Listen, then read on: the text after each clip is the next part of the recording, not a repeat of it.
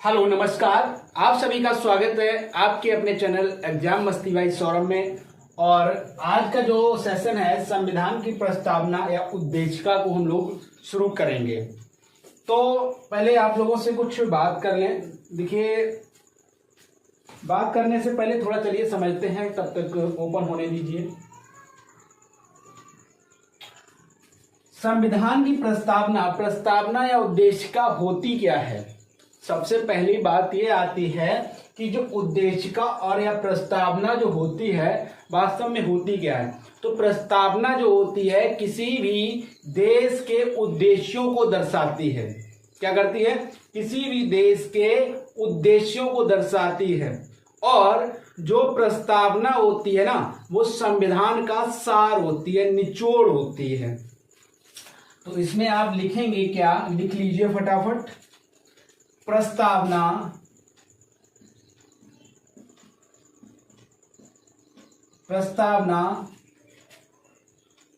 किसी देश के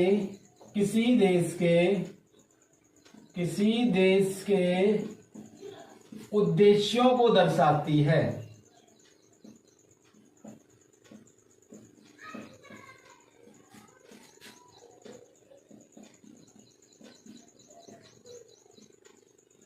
तथा यह संविधान का सार होती है। संविधान का सार होती है।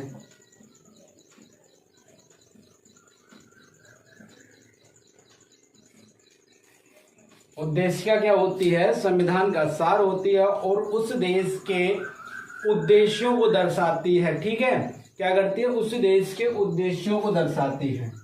अगर भारत की प्रस्तावना की बात करें, भारत के संविधान में जो प्रस्तावना है, देखिए आगे क्या लिखेंगे, भारतीय संविधान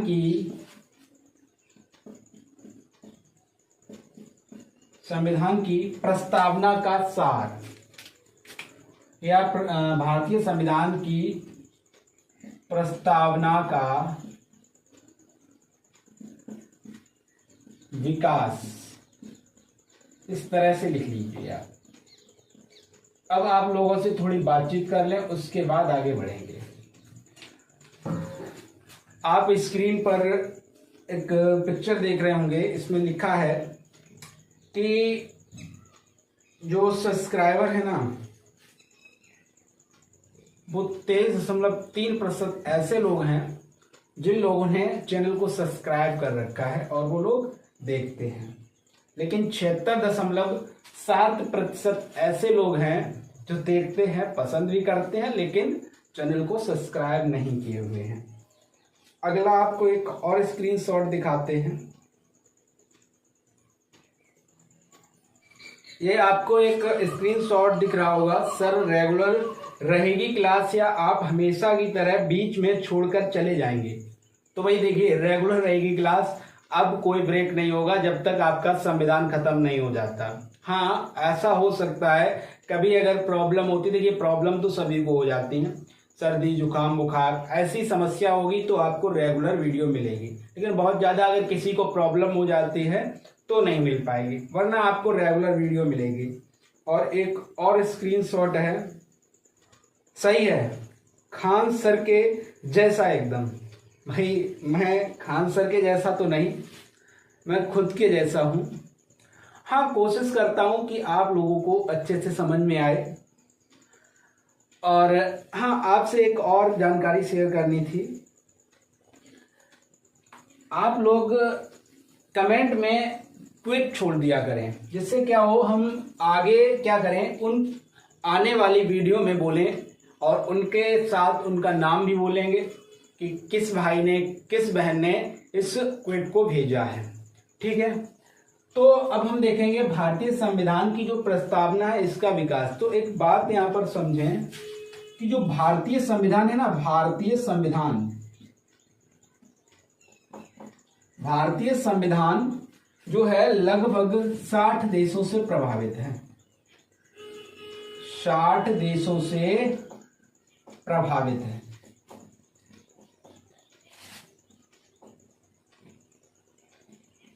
और एक बच्चे ने ये भी कहा था कि सर प्रोजेक्टर से पढ़ाइए।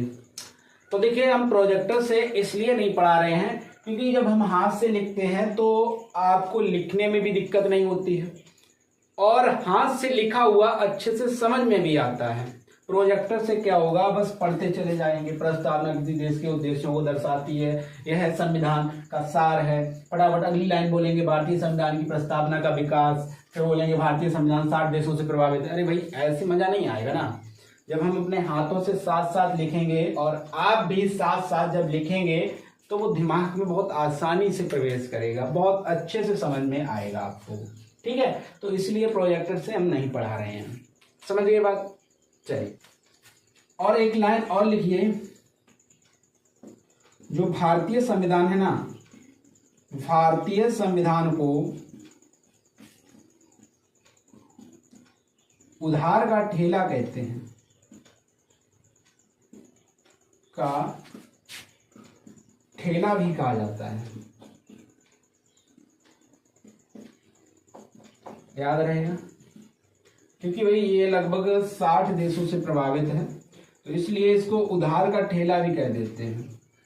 क्योंकि हमने अलग अलग 60 देशों से अपने संविधान को क्या किया है, लिखा है।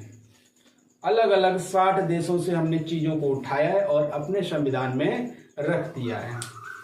इसमें भी भैया मेहनत पड़ती है, पढ़ना पड़ता है किस संविधान में कौन सी बढ़िया चीजें हैं। तो भाई 60 संविधान को पढ़ना कोई हल्की बात नहीं है, और वो भी 2 साल 11 माह 18 दिन में पढ़ा भी, उसको लिखा भी, लोगों के लोगों के अंदर जो विचार थे उनको समझाया भी। मतलब सारी प्रक्रिया सिर्फ 2 साल 11 माह 18 दिन के अंदर हुई और 60 देशों से उठाया गया। तो आप सोच सकते हैं कि 2 साल 11 माह और 18 दिन में तैयार किया गया संविधान। ठीक है, आप अंदाजा लगाइए 60 संविधानों को पढ़ा गया होगा, और जब 60 संविधानों को पढ़ा गया होगा उसमें जो अच्छा जो पॉइंट था उसको उठा के भारतीय संविधान में रखा गया। 2 साल 11 माह 18 दिन में जब संविधान को अलग अलग स्थानों से उठाकर एक संविधान में पिरो दिया गया, तो आप बताइए कि आप इस 2 साल वाले संविधान को 6 महीने में समाप्त नहीं कर पाएंगे क्या? इसके साथ साथ 2 साल 11 माह में भैया 60 बुकों को खत्म किया। आप सोचिए 60 बुकों को खत्म किया तो आप 5 बुकें खत्म नहीं कर पाएंगे 2 साल में। 4 से 5 बुकें पढ़ डालो, रीजनिंग की पढ़ डालो, ठीक है, मैथ की पढ़ डालो, इसके साथ साथ जीएस की कोई एक बुक उठा लो, उसको पढ़ डालो जिसमें सब कुछ हो। ठीक है, और उसके अलावा आपको सिर्फ क्या पढ़नी है, हिंदी पढ़नी है। 4 सब्जेक्ट पढ़ने हैं, और 4 सब्जेक्ट भैया 60 से तो कम ही है। आप देखिए, अगर सोचेंगे कि हमसे ये कैसे होगा तो नहीं कर पाएंगे। तो अब ज़्यादा बात नहीं करेंगे, सीधा पॉइंट पे आते हैं कि अगर हम बात करें विश्व में सबसे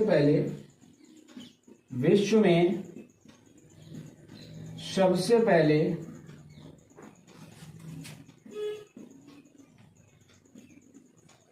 जो प्रस्तावना है, प्रस्तावना अमेरिका के संविधान में लिखी गई।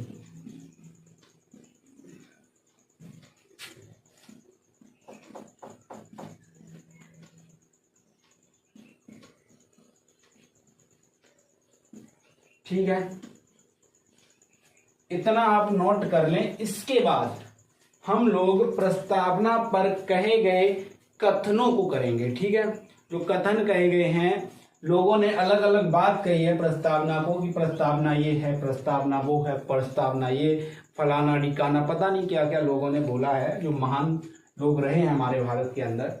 चलिए इतना नोट करिए पहले। देखिए अब हम आपको एक ट्रिक अब हम एक ट्रिक के माध्यम से प्रस्तावना पर कहे गए कथनों को क्लियर करेंगे। ठीक है, तो संविधान भारतीय, ऐसे लिखें, प्रस्तावना पर कहे गए अनेक कथन,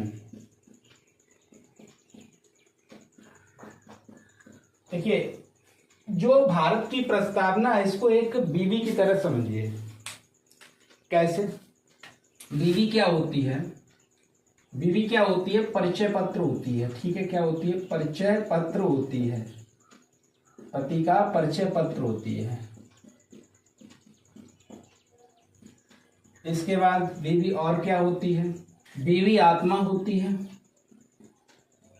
आत्मा, आभूषण और किसी पति के लिए एक कुंजी भी होती है।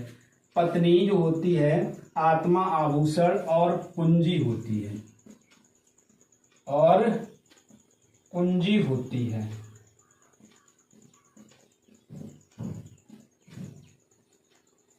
इसके बाद पत्नी और क्या होती है? पूरा जन्म कुंडली खोल के रख देती है। जब बीवी आती है ना, तो हम बोलेंगे यहाँ पर जन्म कुंडली होती है। जन्म कुंडली होती है।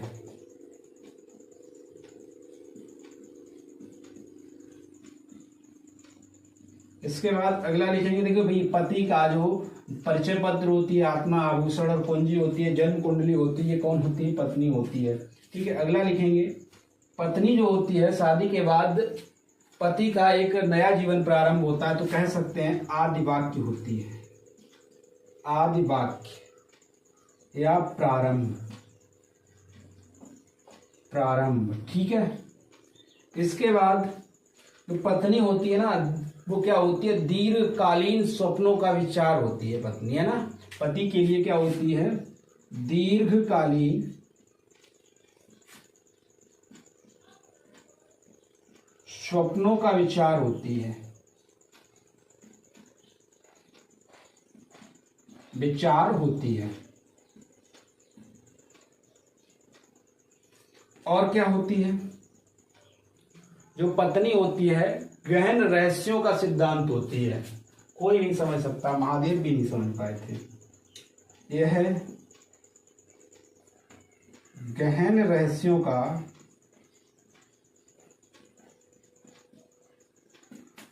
का सिद्धांत होती है।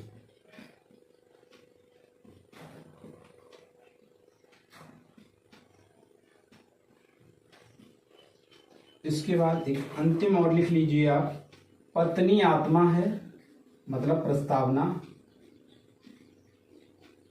प्रस्तावना आत्मा है, मतलब पत्नी आत्मा है,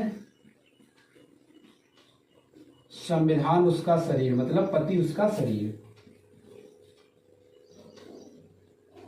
संविधान उसका शरीर।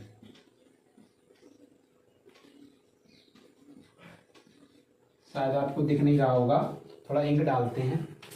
देखिए, अब फिर से एक बार हम पूरा समझा देते हैं। और ये कथन कहे किसने, इनके अभी नाम लिखेंगे। प्रस्तावना जो होती है परिचय पत्र होती है, ठीक है। इसके बाद प्रस्तावना आत्मा, आभूषण और कुंजी होती है। प्रस्तावना जन्म कुंडली होती है। प्रस्तावना आदि वाक्य या प्रारंभ वाक्य है। जो प्रस्तावना है वो दीर्घकालीन स्वप्नों का विचार है। और जो प्रस्तावना गहन रहस्यों का सिद्धांत होता है। प्रस्तावना आत्मा है, संविधान, देखिए ऐसे बोलेंगे, प्रस्तावना आत्मा है तो संविधान उसका शरीर, ठीक है। अब ये कथन जो कहे हैं वो किसने कहे हैं, एक बार और समझा दे। देखिए, पत्नी को ऐसे समझिए, ये प्रस्तावना जो है वो क्या है? पत्नी है। पत्नी रहस्य परिचय पत्र होती है किसी पति के लिए। और जो पत्नी होती है वो आत्मा, आभूषण और कुंजी होती है। पत्नी जन्म कुंडली होती है, भैया पूरी जन्म कुंडली खोल के रख देती है। पत्नी आदि वाक्य होती है, मतलब फिर से वो भैया नए जीवन की शुरुआत करता है। जो पत्नी होती है ना, वो दीर्घकालीन स्वप्नों का विचार होती है। शादी होके आता है तो वही पति जो होता है वो नए नए सपने देखने लगता है। और पत्नी गहन रहस्यों का क्या होती है? सिद्धांत होती है। भैया इसके रहस्य, जो पत्नी होती है उनके रहस्यों को पता लगा पाना नामुमकिन है, ठीक है। प्रस्तावना, देखिए पत्नी आत्मा है, क्या है? प्रस्तावना आत्मा है तो पति यानी संविधान उसका शरीर है। अब ये कथन कहे किसने है? तो ये लिखेंगे आपने, परिचय पत्र होती है तो जो प्रस्तावना परिचय पत्र होती है किसने कहा? N.K. पालकीवाल ने कहा। और आत्मा, आभूषण और कुंजी किसने कहा? दास भार्गव। किसने कहा? ठाकुर दास भार्गव। जन्म कुंडली होती है प्रस्तावना, जन्म कुंडली होती, ये वाक्य किसने कहा? के एम मुंशी ने कहा, के एम मुंशी ने। ठीक है। अगर हम बात करें आदि वाक्य या प्रारंभ वाक्य है, ये बात किसने कही थी? गोविंद दास ने कही, गोविंद दास। दीर्घकालीन स्वप्नों का विचार होती है प्रस्तावना, कृष्ण स्वामी अय्यर ने कहा, कृष्ण स्वामी अय्यर। ठीक है। यह गहन रहस्यों का सिद्धांत होते हैं, जेपी कृपलानी ने।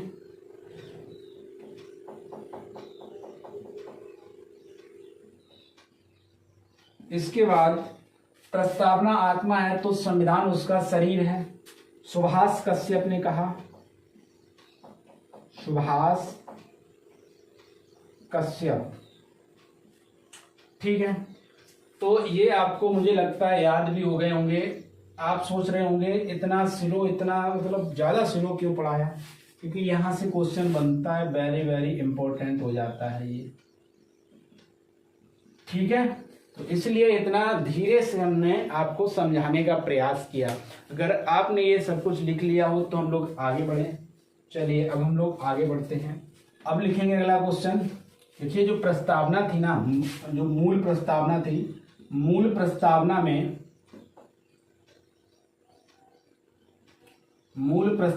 में शब्दों की संख्या जो थी कितनी थी? 85 थी। संख्या 85 थी। ठीक है। अगला पॉइंट लिखें। अब कहानी आती है 42वें संविधान संशोधन की।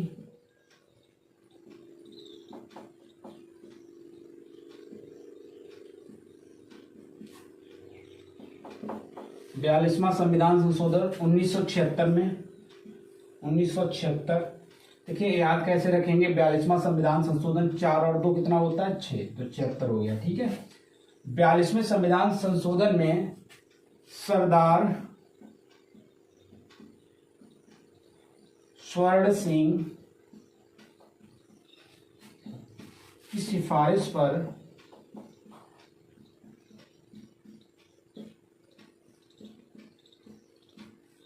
इसमें 3 शब्द जोड़े गए थे,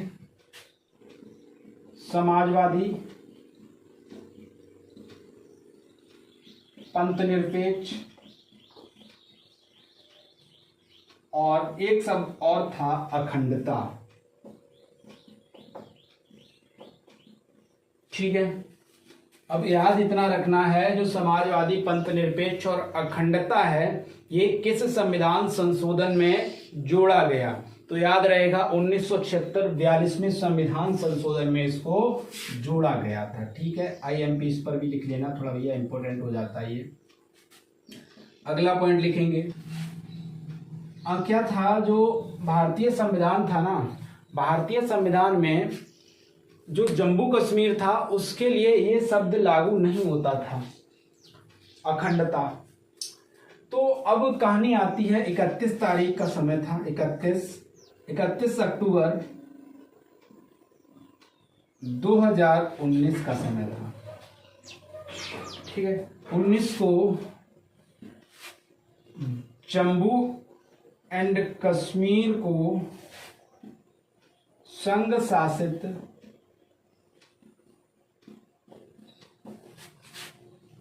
प्रदेश का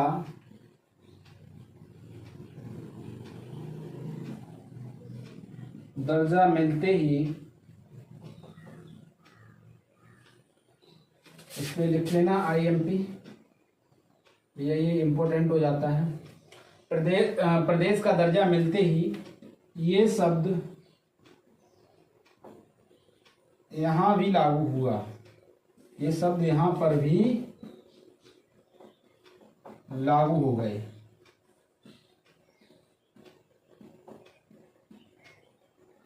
ठीक है। इतनी बात याद रहेगी।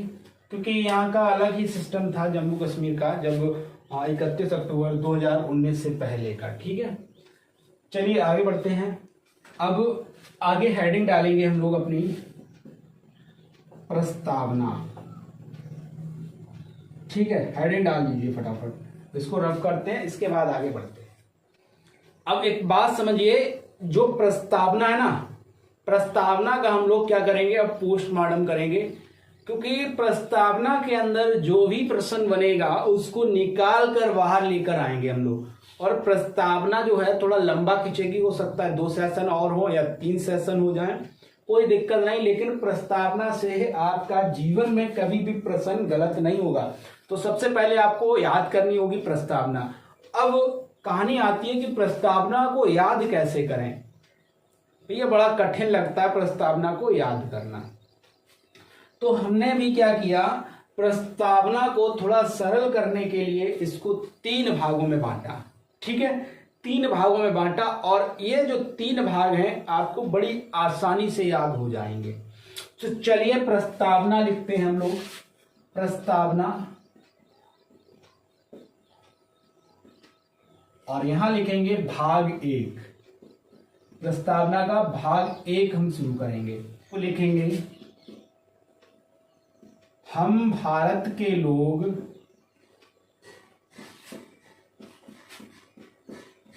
भारत को संपूर्ण प्रभुत्व संपन्न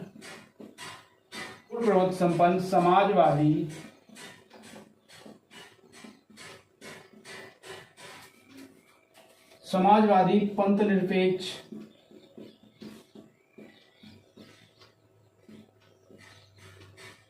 लोकतंत्रात्मक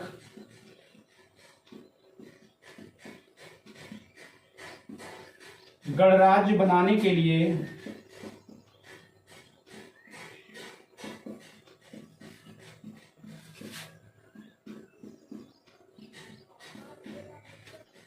तथा उसके समस्त नागरिक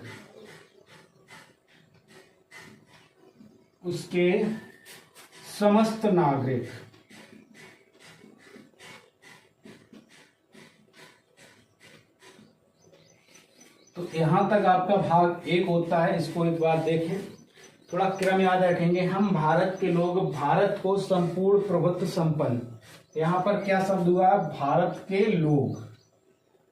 ठीक है, भारत को क्या बोला, संपूर्ण प्रभुत्व संपन्न समाजवादी पंथ निरपेक्ष लोकतंत्रात्मक गणराज्य बनाने के लिए।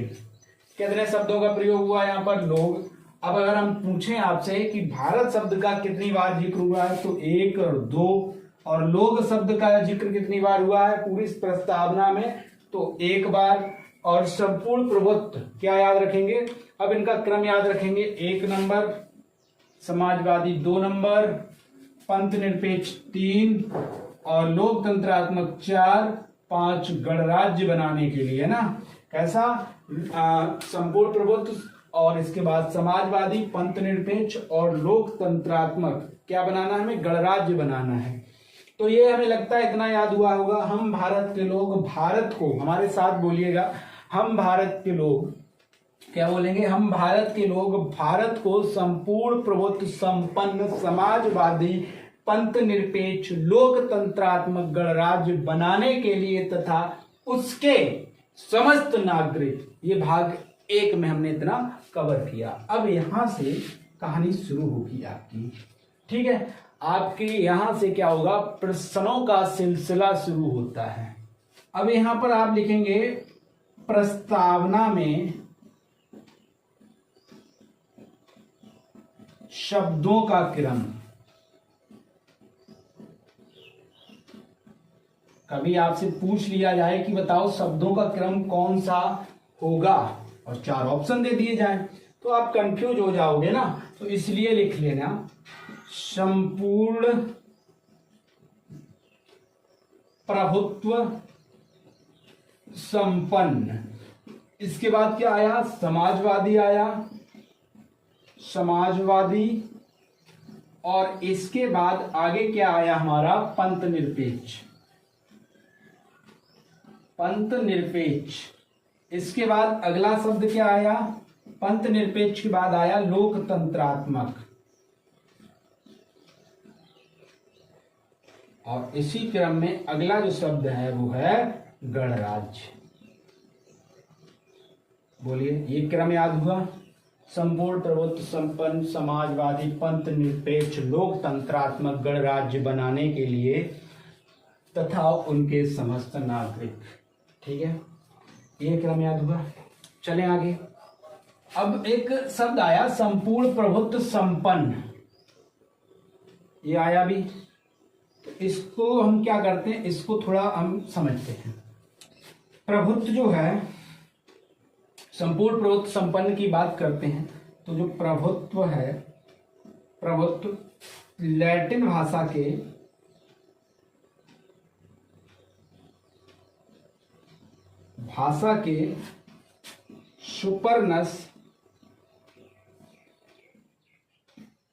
सुपरनस शब्द से बना है।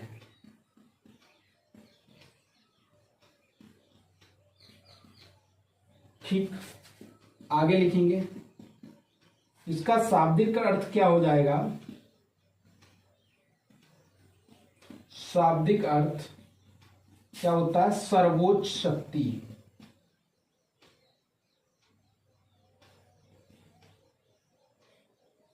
संपूर्ण प्रभुत्व संपन्न जो है, इसका मतलब होता है सर्वोच्च शक्ति, यानी कि सबसे बड़ी शक्ति। ठीक है, ये जो सर्वोच्च शक्ति शब्द जो आया है, अब इसको समझते हैं, मतलब ये किस प्रकार की सर्वोच्च शक्ति है। तो जो देश होता है ना, भारत जो है, वो अपने आंतरिक और बाह्य मामलों के लिए पूर्णतया क्या है, स्वतंत्र है।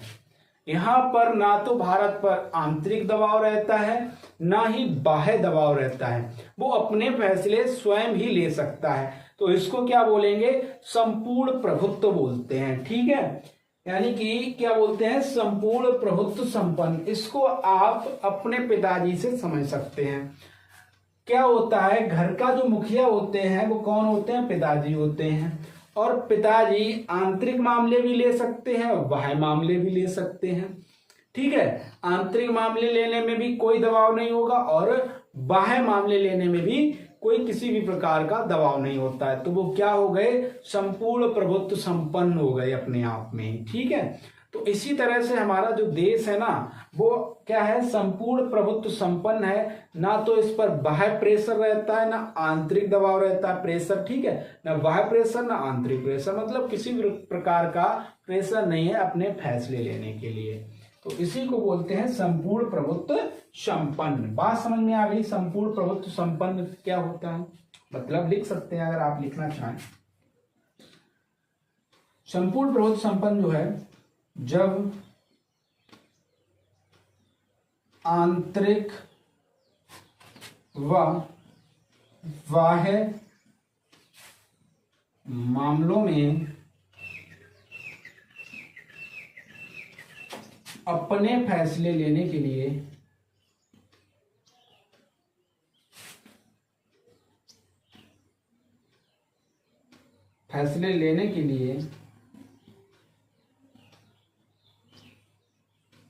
स्वतंत्र हो, तो वो क्या कहलाता है, संपूर्ण प्रभुत्व संपन्न कहलाता है। इतना आप लिखिए, फिर हम लोग आगे बढ़ेंगे। स्क्रीनशॉट लेना चाहें स्क्रीनशॉट ले लीजिए। तो आज की हम लोग क्या करते हैं, क्लास को यहीं पर समाप्त करेंगे और कल शुरू करेंगे समाजवादी पंथ निरपेक्ष लोकतंत्रात्मक गणराज्य, इन सभी पर चर्चा करेंगे। पूरा एकदम बाल से खाल निकालने वाले हम लोग, और हो सकता है इसके 4 से 5 भी सेशन हो जाएं, तो परेशान मत होना। लेकिन हम लोग क्वेश्चन को नहीं छोड़ेंगे। ठीक है, क्वेश्चन को नहीं छोड़ने वाले। तो आज का सेशन, हाँ, सेशन के बारे में बाद में पूछेंगे। आप लोग क्लास खत्म होने के बाद एक बढ़िया सा क्वेट लिखें और उसको आपके नाम के साथ यही स्क्रीनशॉट लेकर लगाया जाएगा और उस क्वेट को हम आप लोगों के सामने प्रस्तुत करेंगे। ठीक है, चलिए आज के सेशन को हम लोग यहीं पर समाप्त करते हैं और आप कमेंट में बताइएगा कि आज का जो सेशन था वो कैसा लगा आप लोगों को। अगर अच्छा लगा हो तो भैया सब्सक्राइब जरूर कर लें, क्योंकि अभी हमने आप लोगों को दिखाया कितने लोग सब्सक्राइब किए हुए हैं और कितने लोग नहीं किए हुए हैं।